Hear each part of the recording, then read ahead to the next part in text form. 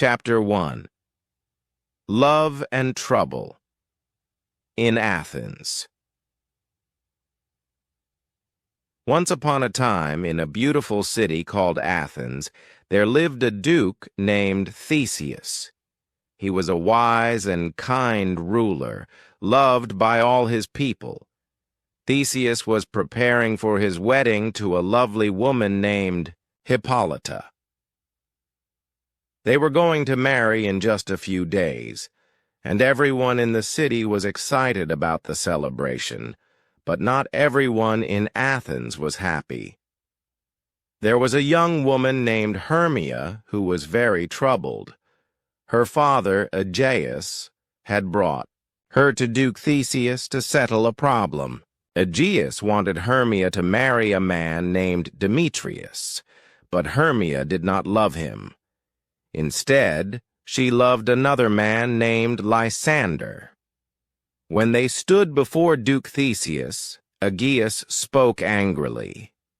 "Your Grace," he said, "my daughter refuses to obey me. She will not marry Demetrius, even though I have chosen him for her.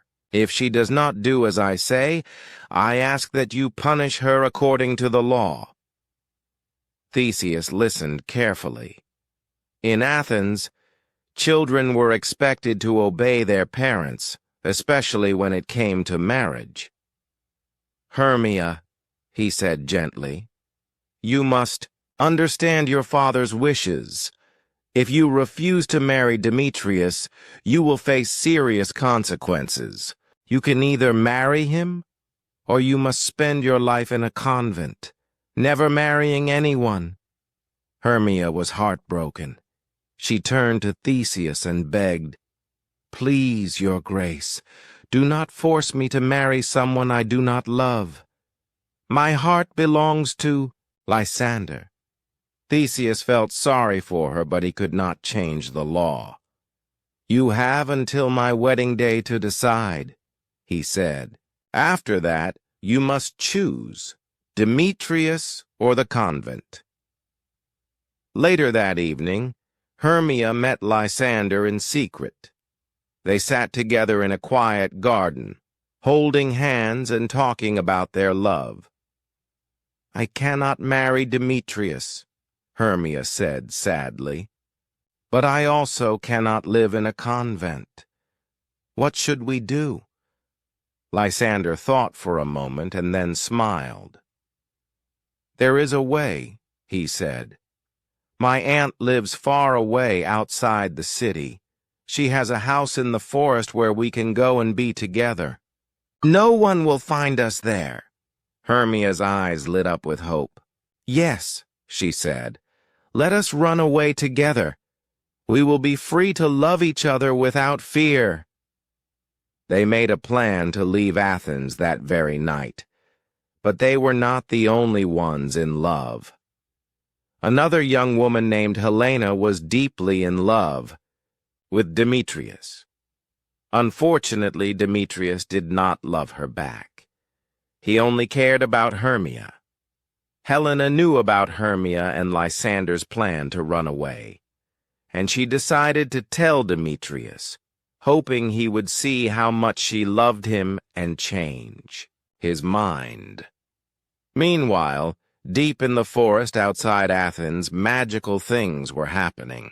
The forest was home to fairies, tiny, magical creatures who played tricks on humans and animals. Their king was Oberon, and their queen was Titania. Oberon and Titania were having an argument about a little Indian boy who had been given to Titania to care for.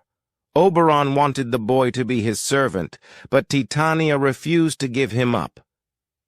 "I am your king," Oberon said angrily. "You must obey me." "No," Titania replied firmly. "This child is special to me, and I will not let you take him." Oberon was furious. He decided to teach Titania a lesson. He called his servant Puck, a mischievous fairy with a knack for causing trouble. "Puck," Oberon said, "go and find a magical flower called Love in Idleness. Its juice, when placed on someone's eyelids while they sleep, will make them fall in love with the first person they see when they wake up." Puck nodded eagerly. "What will you do with it, my lord?" he asked. Oberon smiled slyly. "I will use it on Titania. When she wakes up, she will fall in love with some ugly creature in the forest. Then she will forget about this silly argument and give me the boy." While Puck went to fetch the flower, Oberon saw Demetrius and Helena walking through the forest. Helena was following Demetrius, begging him to love her, but Demetrius ignored her. Oberon felt sorry for Helena and decided to help her. "Puck," he said when the fairy returned, "put some of the flower's juice on Demetrius's eyes. Make him fall in love with Helena." Puck nodded again and flew off to do as he was told. But Puck was playful and often made mistakes. When he found two men sleeping in the forest, he didn't stop to check their names. He simply dropped the magical juice onto the eyes of the first man he saw, thinking it was Demetrius. The man Puck chose was actually Lysander, who had fallen asleep beside Hermia after they ran away from Athens. When Lysander woke up, the first person he saw was not Hermia. It was Helena, who had come looking for Demetrius. Suddenly, Lysander's feelings changed completely. "Helena," he exclaimed, "you are the most beautiful woman I have ever seen. I love you more than anything in the world." Helena was shocked. "What are you saying?" she asked. "You love Hermia, not me," but Lysander insisted. "No, my heart belongs to you now.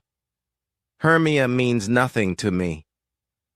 Hermia woke up and saw what was happening. She was confused and hurt. "Lysander," she cried, "what has happened to you? Why are you speaking to Helena like this?" Lysander ignored her and followed Helena instead. Hermia felt angry and betrayed.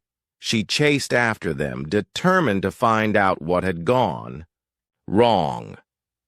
Meanwhile, Oberon realized Puck's mistake. "You fool!" he scolded. "You put the juice on the wrong man. Now there is chaos in the forest." Puck laughed nervously. "Do not worry, my lord," he said. "I will fix it." Oberon gave Puck new instructions. "Find Demetrius and put the juice on his eyes as well. Then they will both love Helena, and everything will balance out." Puck obeyed, and soon Demetrius woke up loving Helena too. Now both men were following Helena through the forest, declaring their love for her. Helena was overwhelmed. "Why are you doing this?" she shouted. "You are mocking me! Stop pretending to love me!" Hermia watched all of this unfold, feeling more confused and upset by the minute. The four lovers wandered deeper into the forest, lost and tangled in their emotions. Little did they know, the Fairy King and his mischievous servant were watching closely, ready to guide them toward resolution, or perhaps even more mischief. What would happen next? Would the lovers sort out their feelings, or would Puck's tricks cause even more confusion? Chapter 2. Chaos in the Forest. The forest was alive with magic, mischief, and confusion. The four young lovers, Hermia, Lysander, Helena, and Demetrius, wandered through the trees, their emotions spinning out of control. Puck's magical flower had turned their world upside down, and now they were caught in a web of mistaken love. Helena was at the center of the chaos. Both Lysander and Demetrius followed her, shouting declarations of love that only confused her more. "Why are you doing this?" she cried, tears streaming down her face. "You never loved me before. This must be some cruel joke." Demetrius stepped forward, his eyes wide with adoration. "Helena, I swear to you, it is not a joke. My heart belongs to you now. Please believe me." Lysander pushed past him, glaring angrily. "No, Helena is mine," he declared. "I love her more than anything. You cannot have her." Helena shook her head, overwhelmed by the sudden attention. "This is madness," she whispered. "You both loved Hermia just moments ago. What has changed?" Hermia watched all of this from a distance, her heart breaking. She couldn't understand why Lysander had suddenly abandoned her for Helena. "Lysander!" she called, running toward him. "What has happened to you? Why do you speak to her like this?" Lysander barely glanced at her. "Leave me alone, Hermia," he said coldly. "You mean nothing to me anymore. My heart belongs to Helena." Hermia felt a surge of anger. "How dare you treat me this way?" she shouted. "After everything we shared, you turn your back on me for her." Helena turned to Hermia, her voice trembling with frustration. "Why are you pretending to be upset?" she demanded. "This must be part of your plan to mock me. You and Lysander are laughing at me behind my back." "No," Hermia protested. "I am not mocking you. I don't know what has gotten into him." The argument grew louder, with everyone shouting over one another. Lysander and Demetrius began to fight, pushing and shoving as they tried to prove who loved Helena more. Hermia and Helena screamed at each other, accusing one another of betrayal and cruelty. From a hidden spot nearby, Oberon and Puck watched the scene unfold. Oberon frowned at the mess his servant had created. "This is worse than I expected," he muttered. "Fix it, Puck, quickly." Puck grinned mischievously. "Do not worry, my lord," he said. "I will untangle this knot. But first, let us have a little fun." Puck used his magic to lead the lovers deeper into the forest, making them chase shadows and echoes. He made their voices sound distant, so they could never quite catch up to one another. Exhausted and frustrated, the four finally collapsed in different parts of the woods, falling asleep under the stars. Once they were asleep, Puck carefully applied the magical flower juice again. But this time, he made sure to get it right. He placed it on Lysander's eyelids, whispering, "When you wake, you will love Hermia once more." Then he left Demetrius as he was, still enchanted by Helena. With the spell corrected, Puck flew back to Oberon. "It is done, my lord," he said proudly. "When they wake, everything will be as it should be." Oberon nodded approvingly. "Good work, Puck. Now let us see how things unfold." While all of this was happening, another group of people had entered the forest. They were a group of amateur actors called the Mechanicals, led by a man named Peter Quince. They had come to practice a play they hoped to perform at Duke Theseus's wedding. Their play was about two lovers who died tragically, and they wanted to make it perfect. One of the actors, a kind but clumsy man named Nick Bottom, played the role of Pyramus, one of the lovers. Bottom was eager to impress everyone with his acting skills. "Fear not, friends," he declared. "I will bring this character to life like no one has ever seen before." As the group rehearsed, Puck noticed them from his perch in the trees. He found their antics amusing, especially Bottom's. Loud and dramatic performance. "This one deserves a little mischief," Puck thought with a grin. He waited until Bottom wandered off to check his costume, then sneaked up behind him. With a flick of his wrist, Puck transformed Bottom's head into that of a donkey. When Bottom returned to the group, the other actors screamed in terror. "A monster!" one of them shouted. "Run for your lives!" Bottom didn't understand why they were running away. "What is wrong with you?" he called after them. "I am still the same person. Come back and finish rehearsing." Unbeknownst to him, his new donkey head made him look ridiculous and irresistible to Titania, the fairy queen. Earlier, Oberon had used the magical flower on her as part of his plan to win the Indian boy. Now, when she woke up, the first thing she saw was Bottom in his donkey-headed form.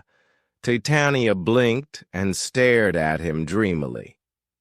"Oh, my love," she murmured, "you are the most beautiful creature I have ever seen. Stay with me forever."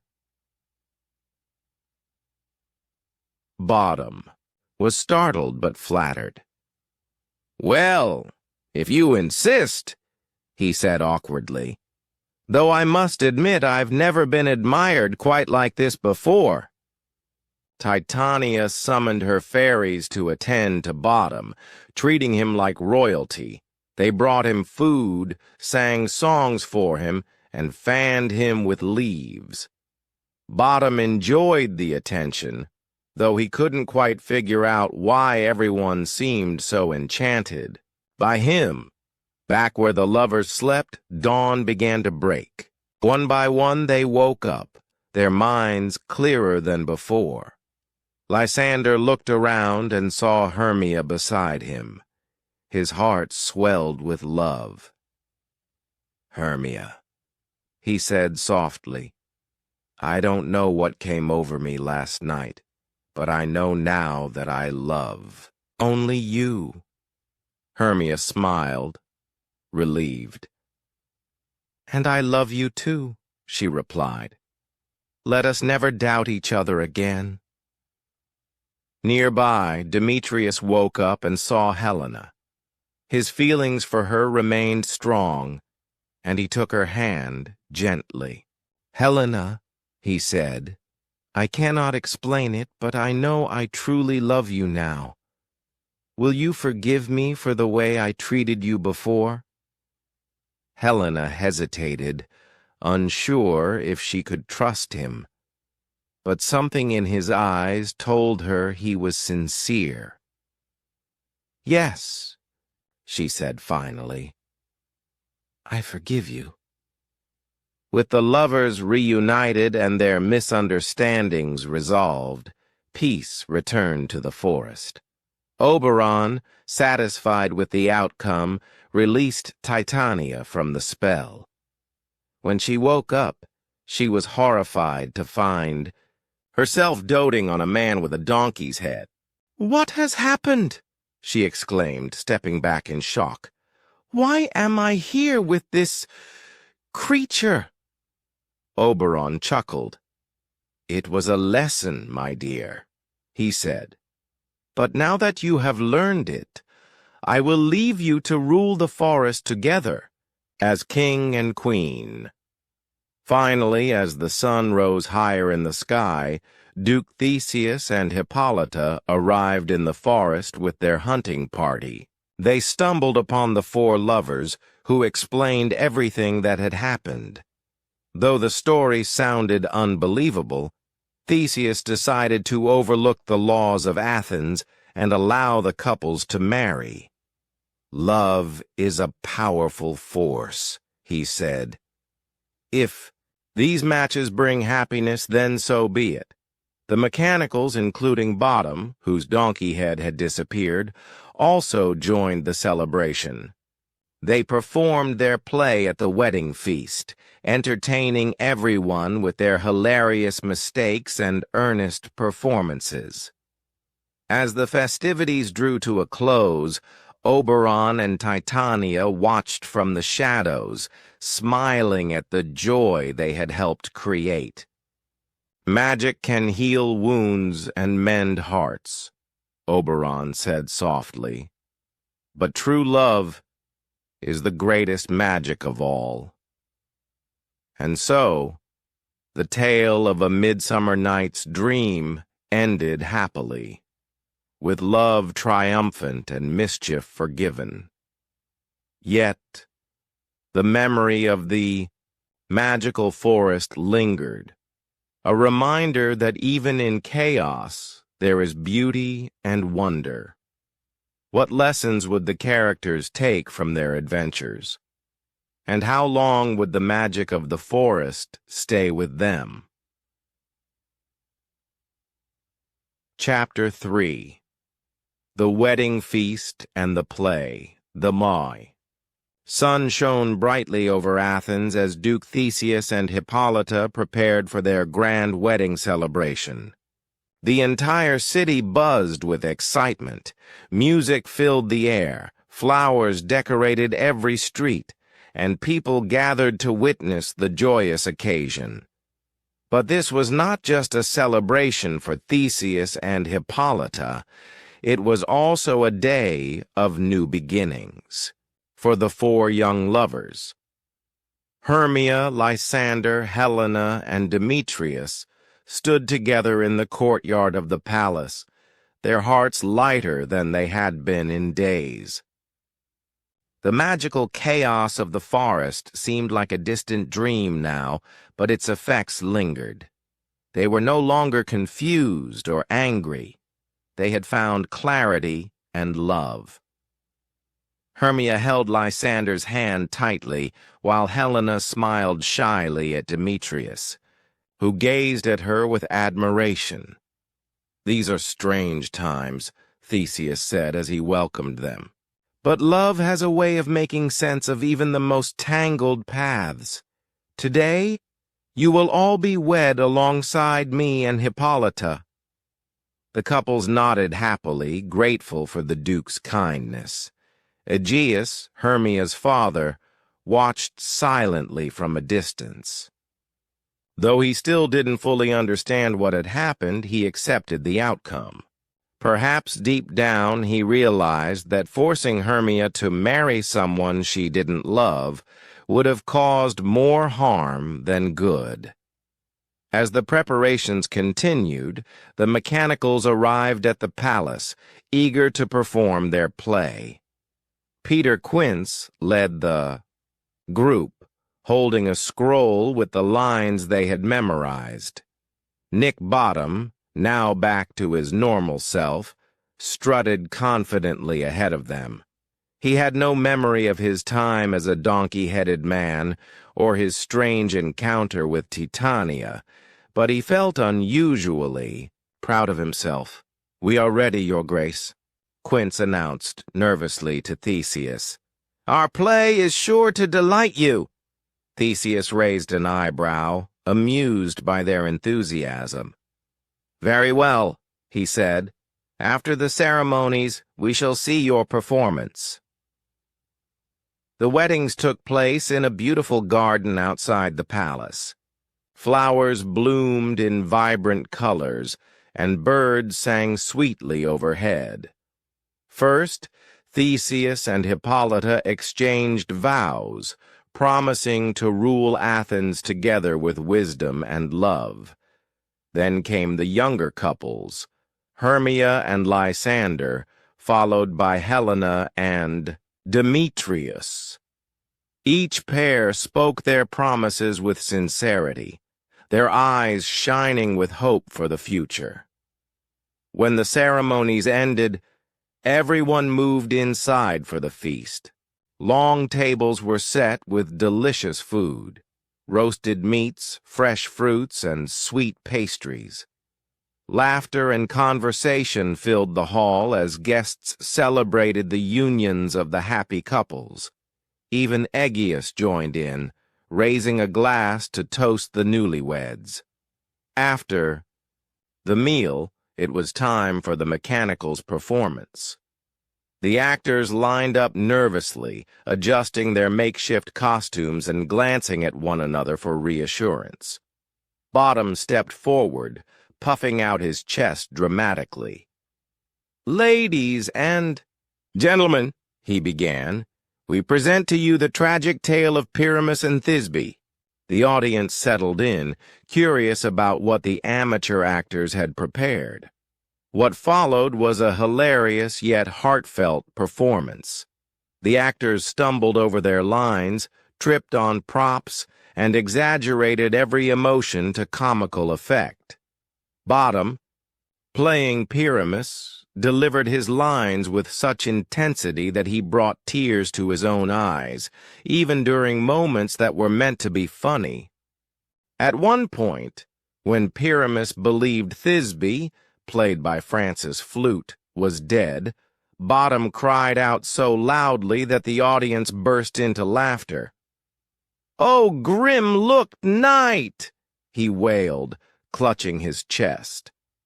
"Why hast thou taken my love from me?"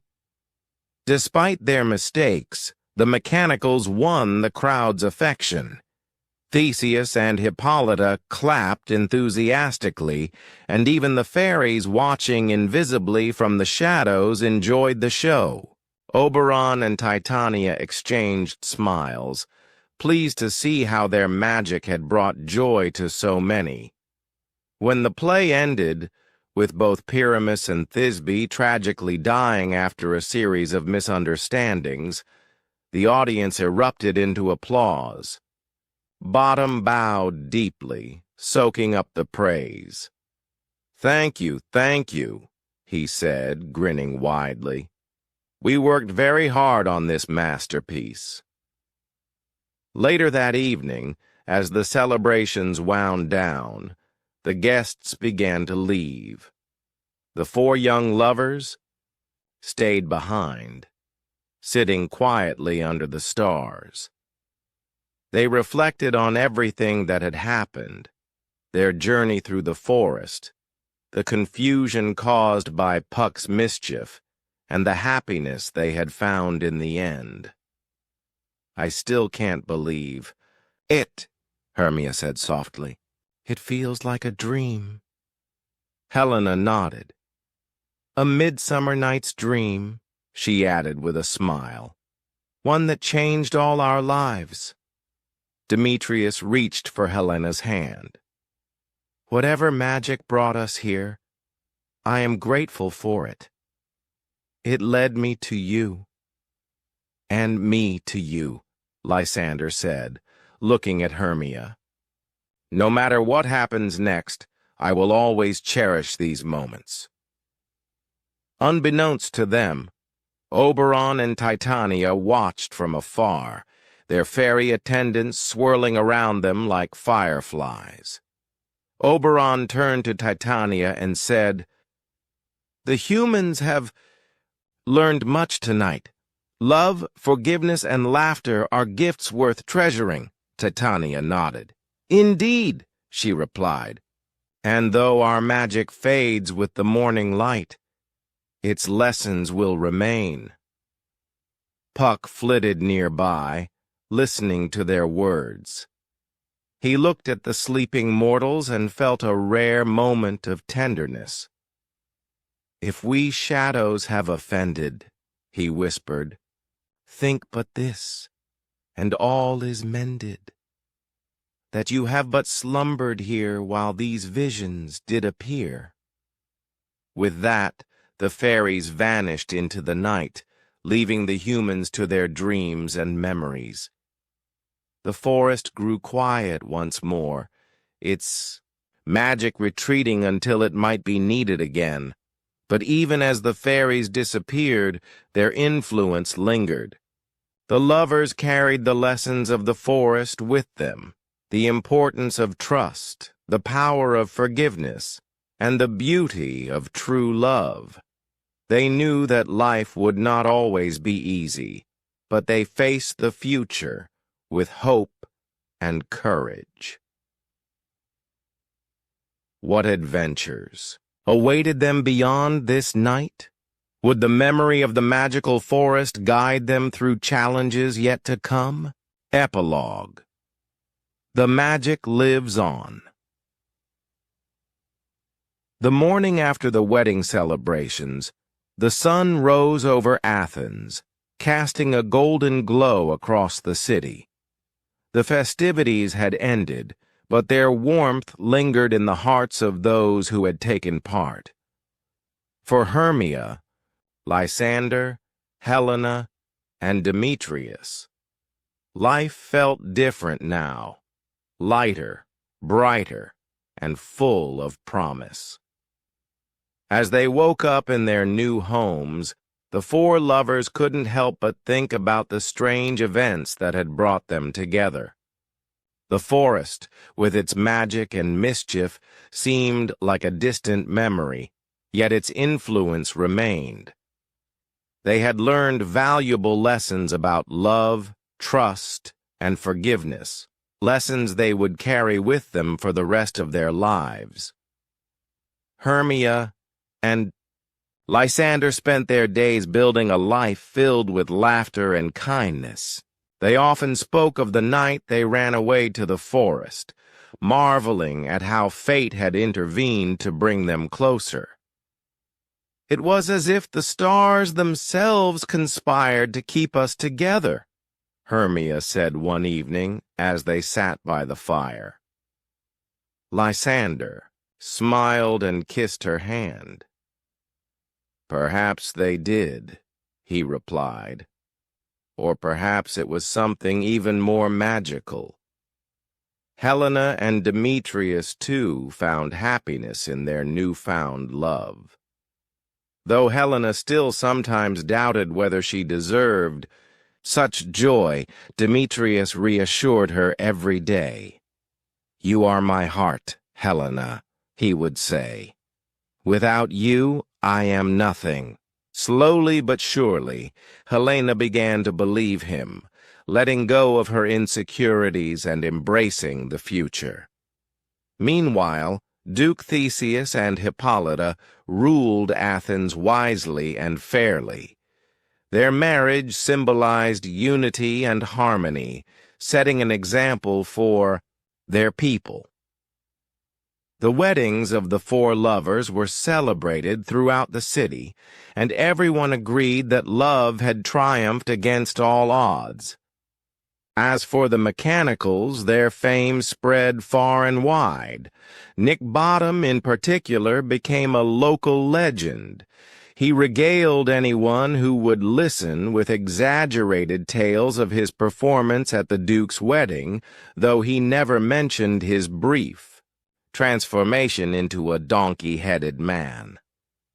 "Art is a noble pursuit," he declared proudly, "and I, good friends, am its greatest champion." Deep in the forest, the fairies continued their nightly dances. Oberon and Titania ruled peacefully, their quarrel forgotten. The Indian boy remained under Titania's care, cherished and loved. Puck, ever mischievous, delighted in playing tricks on travelers who wandered too close to the enchanted woods. But he always made sure his pranks ended happily, remembering the chaos caused by his earlier mistakes. One quiet evening, as the moon hung low in the sky, Puck stood at the edge of the forest, looking out at the human world. "What fools these mortals be," he said with a grin. Yet there was a note of affection in his voice. He had seen how love could conquer even the greatest challenges, and he admired the resilience of the humans. Oberon appeared beside him, his presence glowing softly in the twilight. "The magic of the forest may fade," he said, "but its lessons will stay with them forever. Love, laughter, and forgiveness. Are these not the truest forms of magic?" Puck nodded thoughtfully. "Indeed, my lord. And perhaps when they need it most, the forest will call to them again." With that, the fairies disappeared into the shadows, leaving behind only the whisper of leaves and the sparkle of starlight. The forest returned to its peaceful state, waiting patiently for the next adventure to unfold. Back in Athens, life went on as usual. But for those who had experienced the magic of the forest, nothing was quite the same. They carried the memory of that midsummer night in their hearts, a reminder that even in the darkest moments, light can break through. And so, the tale of a midsummer night's dream comes to an end. But its message lives on. Love is unpredictable. Life is full of surprises, and sometimes a little mischief can lead to the greatest joys. Whether in the bustling streets of Athens or the quiet depths of the forest, magic exists wherever hearts are open to wonder. May we all find our own midsummer nights, filled with dreams that guide us toward happiness and truth.